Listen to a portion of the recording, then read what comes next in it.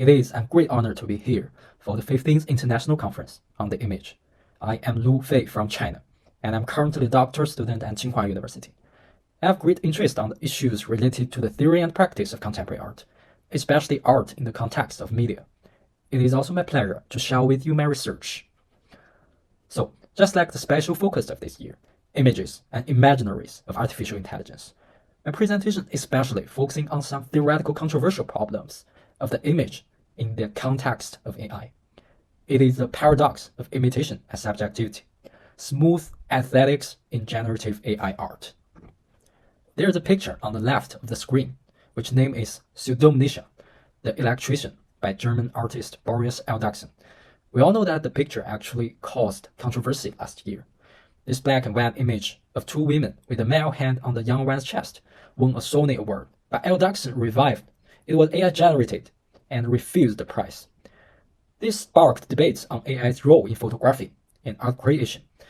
We want to know whether AI creation should compete in traditional contests.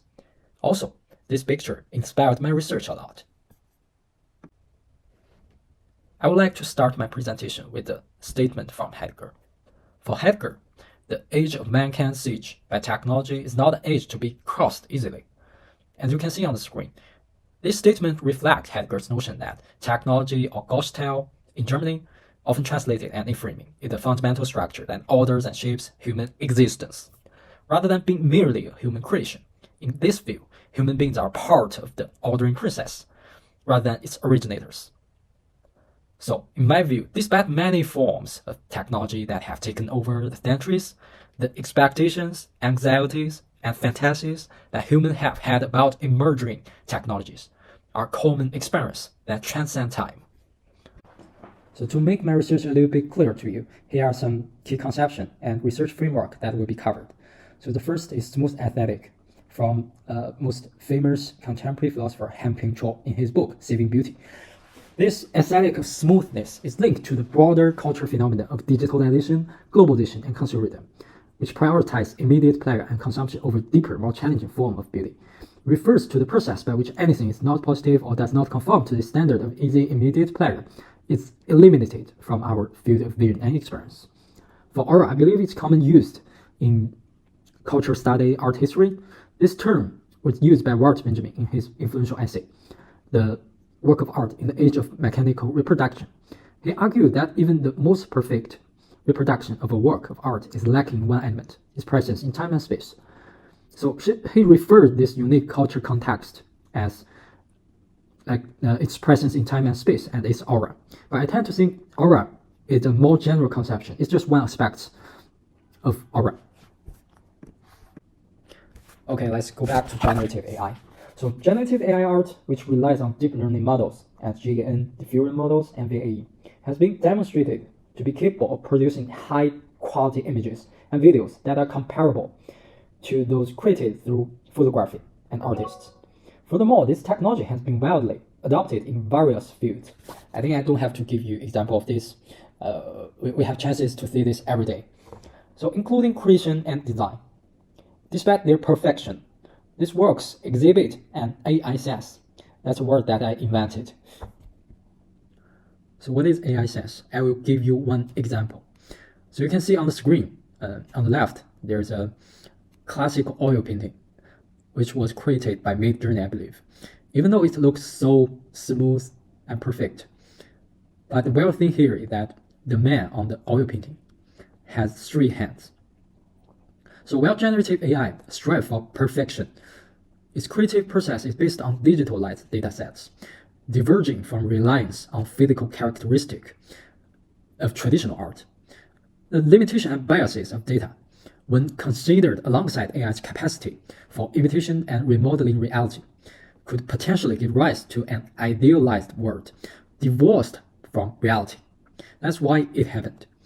So when we see the picture, its apparent coherence and perfection that stands apart from natural laws and cause and effect relationship of the real world. There must be something wrong, right? Then what will explain this? The other instances are hands, which were created by Midjourney. And you can see on the screen, even though they look stylish, they look perfect, Some people may regard them as great artworks, but the problem here is that they don't look like human beings' real hand, right? So I'm wondering, what are the implications of this, and is there anything have largely been overlooked? What elements of AI creative process have been neglected, and how might they influence our visual culture and artistic activities? So in light of this scenario, I believe it's imperative to engage in careful reflection on relationship between AI and human existence. We should know how to enjoy the convenience of technology and maintain a deep understanding of it. And also we need to know how to avoid falling into the illusion utopia constructed by technology. There are three parts of my presentation. The first is the stripping away of aura. The second is smooth increases. Third is re-exploration of subjectivity.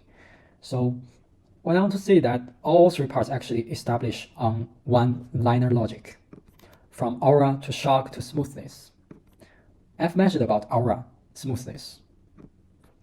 The conception of shock also arises in the age of mechanical reproduction from Walt Benjamin.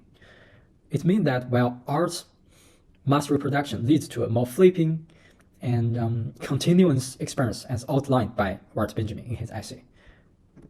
So for each conception, we reflect one typical art form in different period. So how does aura stripping away? The explanation for this phenomenon, I believe, can be found in the fact that learning and training, especially imitation of AI, is primarily based on digital media and lacks direct interaction with the physical world. This makes it challenging for AI to capture and reproduce the uniqueness of the real world. The absence of aura not only diminishes the perception of reality and emotional depth in the work, but also illuminates the significant disparity between generative AI art and the human experience.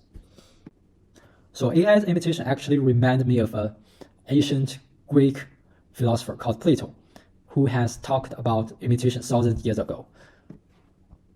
So, although mirrors can reflect realistic images, they are ultimately a reflection of reality rather than reality itself. Also, AI serves to remind us of Plato's view of painter's bed. Plato said that, therefore, imitation is surely far away from the truth, and it seems it is due to this that produce everything, because it lays hold of certain small part of each thing, and that part is itself only a phantom. While the medium of painter's imitation is brush and paint, the AI is the work itself. This small part of the information presented by the media of painting at the perpetual level is related to the aura that has been stripped away. The traditional aesthetic experience of art emphasizes the close connection between perception and the body. In contrast, the interaction of generative AI is simplified and abstracted. Well, AI can simulate a variety of painting techniques and effects when generating images. We can see this kind of artwork every day. It cannot replace the human's art's in-person perception and emotional experience. So on the one hand, the relationship between art and technology can be re-examined by drawing on some postmodern philosophy and artistic theory about body perception and cognition, things like this. On the other hand, attempts can be made to combine AI with traditional art creation methods to create even more creative and better artworks using human-computer collaboration. Furthermore, I think it's imperative to address the ethical and legal implication of AI technology in artistic creation. Next part is smooth increases. So in the traditional Western painting, artists have devoted themselves to constructing three-dimensional optical illusion on a two-dimensional plane as a means of recording or expressing their understanding of the world. When it's 20th century, for modern art and postmodern art, these theories and artists emphasize the purity of the medium. This shift has called for more creative practices centered on the objecthood, and perception, such as minimalism and the ready-made, pop art, things like this. They actually seek to re-establish the interaction between humans and the world. For generative AI art, however, this interaction, like what I just said, is reduced to a visual simulation that lacks the real interaction between the body and the environment. So as you can see, these are three examples of typical works of art, each representing the most typical look of a different era. For traditional oil painting, which was created by Rembrandt, the network which is really famous, which attempts to create an illusion of presence on a flat surface. For minimalism, Donald Judd, which emphasizes a dialogue between the person and the work. But generative AI, although a more recent form of art, is simply a flat image without a soul, in my view. So what is interesting here is that no matter traditional art or generative AI art, somehow they can be regarded as the image, right? So I think that the context of digitalization further exacerbates the collapse of objects and space into a flat plane, further stripping away materiality or aura. And this trend has been reinforced by the rise of electronic media, which has made it easier than ever to produce, reproduce, and distribute images. Now it's time to pay attention on the concept of image and the pursuit of image smoothness. Phase 1, photography. In Camera Lucida, Roland Barthes argues that photography compresses objects' complexity into still images, detaching them from history and context. Susan Sontag emphasizes that the images shape reality and memory, with digital technology accelerating their production and dissemination. Mitchell's meta-image theory highlights images' self-referencing and multi-layered complexity. Next is Photoshop. Looking back at the development of computer image processing technology, we can clearly see that people's pursuit, eagerness of image smoothness. From early black and white images to today's high-definition color images, we continue to use technology to remove imperfection in the image, to adjust the light and color, to remove the unease, the texture, to create more perfect, sophisticated visual effects. Also, another fact is that during the periods of technology and hardware development, some content is deliberately omitted to streamline this process, to make the best use of storage and the internet speed, things like this. For generative AI, when we are immersed in a large number of AI-generated images, which are all from internet images, we tend to feel an ultimate speed of smoothness and even indifference, which is not an accident, but an inevitable result of the development of internet technology, or people's history of processing image. The overly smooth and perfect visual effect conceals the complexity and diversity of reality, and the crisis have arrived. In Saving Beauty, Hambincho prophesied the concept of smoothness to describe this phenomenon of aesthetic tendency in modern society. He points out that both visual arts and everyday life are becoming more and more inclined toward the pursuit of a smooth, perfect, flawless visual effect. This kind of smooth visual experience, which was familiar in the pop art period of 20th century. He said, in Jeff Koons' work, by contrast, there exists no disaster, no injury, no ruptures, also no seams. Everything flows in a soft and smooth transitions. Also, driven by both technology and capital. Essential element of capitalization, perception, is exploited extensively. This is evident in the production of streamlined cars, cell phones, which are designed to be smooth. These are 3 examples of typical artworks, from couple to Jeff Koons and a Chinese artist that I really like, and I want to introduce Sun Yidian, who paints balloon toys in oil painting.